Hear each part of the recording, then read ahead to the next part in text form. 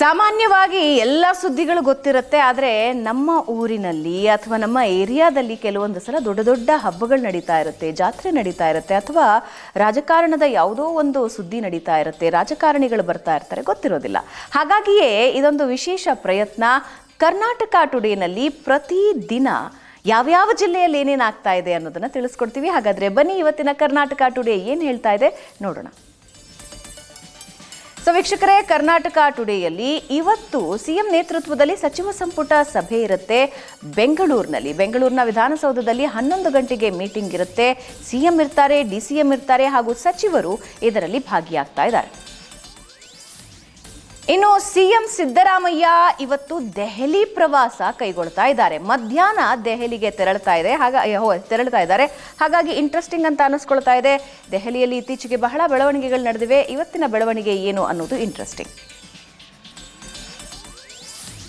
ಇನ್ನು ನಾಗಲಕ್ಷ್ಮಿ ಚೌಧರಿ ಜಿಲ್ಲಾ ಪ್ರವಾಸ ಕೈಗೊಳ್ತಾ ಇದ್ದಾರೆ. ಚಾಮರಾಜನಗರಕ್ಕೆ ಬೆಳಗ್ಗೆ 11:30ಕ್ಕೆ ಜಿಲ್ಲಾ ಪ್ರವಾಸ ಕೈಗೊಳ್ತಾ ಇದ್ದಾರೆ.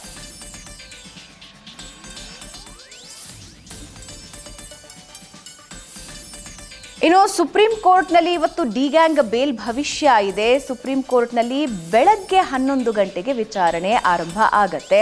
ಹಾಗಾಗಿ ಯಾರ್ಯಾರು ಇದರಲ್ಲಿ ಭಾಗಿಯಾಗ್ತಾರೆ ಅಂದರೆ ದರ್ಶನ್ ಪರ ವಕೀಲರ ವಾದ ಮಂಡನೆ ಇರುತ್ತೆ ಇವತ್ತು. ಹಾಗಾಗಿ ದರ್ಶನ್ ಫ್ಯಾನ್ಸ್ ಕೂಡ ಕಾದು ನೋಡ್ತಾ ಇದ್ದಾರೆ. ಇನ್ನು ಭೀಮನ ಅಮಾವಾಸ್ಯೆಯ ವ್ರತ ಆಚರಣೆ ಇವತ್ತು ಇದೆ. ಬೆಂಗಳೂರು ಸೇರಿದಂತೆ ಹಲವು ಭಾಗಗಳಲ್ಲಿ ಇವತ್ತು ಭೀಮನ ಅಮಾವಾಸ್ಯೆಯ ಆಚರಣೆಯಾಗುತ್ತೆ. ಬೆಳಗ್ಗೆಯಿಂದಲೇ ದೇವಸ್ಥಾನಗಳಲ್ಲಿ ಪೂಜೆಗಳು ನಡೀತಾ ಇವೆ. ಶಿವರಾಮ ಕಾರಂತರ ಟ್ರಸ್ಟ್ನಿಂದ ಇವತ್ತು ಉಪನ್ಯಾಸ ಮಾಲೆ ಇದೆ. ಅದು ಕೂಡ ಕಿದಿಯೂರು, ಉಡುಪಿಯಲ್ಲಿ ಮಧ್ಯಾಹ್ನ 2:30ಕ್ಕೆ ಕಾರ್ಯಕ್ರಮ ಇದೆ. ಇನ್ನು ಪರಿಹಾರ ವಿಳಂಬ ಖಂಡಿಸಿ ಚಿತ್ರದುರ್ಗದಲ್ಲಿ ಇವತ್ತು ಪ್ರತಿಭಟನೆ ಇದೆ. ಮಧ್ಯಾಹ್ನ 12 ಗಂಟೆಗೆ ಪ್ರತಿಭಟನೆ ಮಾಡ್ತಾರೆ ಮಾದಿಗ ಮಹಾಸಭಾ ಸದಸ್ಯರು ಹಾಗೂ ವಿವಿಧ ದಲಿತ ಮುಖಂಡರು.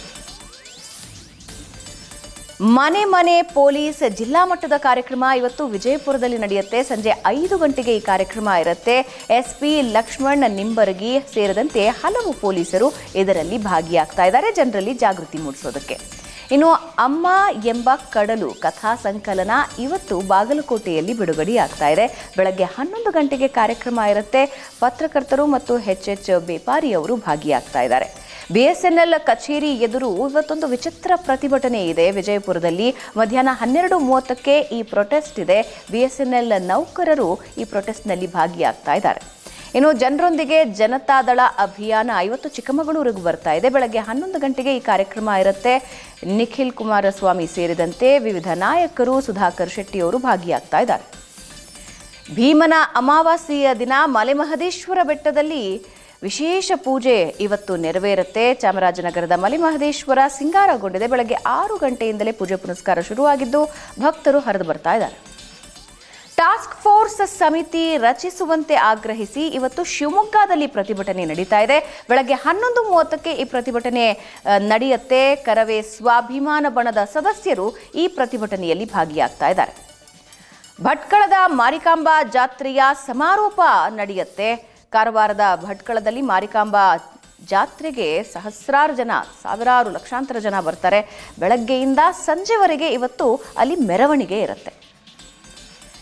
ಇನ್ನು ಭಾರೀ ಮಳೆ ಹಿನ್ನೆಲೆಯಲ್ಲಿ ಶಾಲಾ ಕಾಲೇಜಿಗೆ ದಕ್ಷಿಣ ಕನ್ನಡದಲ್ಲಿ ರಜೆ ಕೊಟ್ಟಿದ್ದಾರೆ. ಇವತ್ತಿನಿಂದ ಶಾಲೆಗೆ ರಜೆ ಘೋಷಣೆಯಾಗಿದೆ.